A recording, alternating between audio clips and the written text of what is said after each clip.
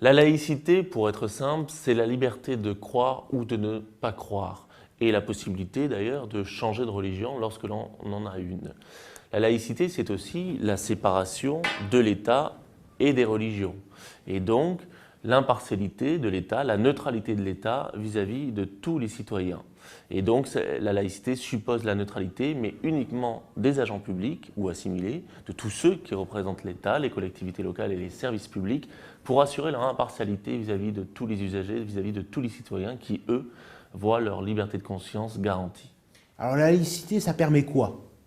La laïcité, ça permet cette liberté de croyance, ça permet cette pratique d'un culte, quel qu'il soit, dès lors que l'on n'outrepasse pas l'ordre public, dès lors que l'on n'impose pas sa croyance à autrui, dès lors que l'on respecte la liberté d'autrui. La laïcité, finalement, c'est la culture du respect mutuel. La laïcité s'applique de façon identique sur l'ensemble du territoire national? Non, le principe général de laïcité, oui, à savoir une neutralité de l'État, une impartialité de l'État, ce principe s'applique sur tous les territoires, de même que le principe général de liberté de croire ou de ne pas croire. En revanche, le régime cultuel peut différer. Et effectivement, vous avez 7 régimes cultuels qui s'appliquent sur le territoire de la République française.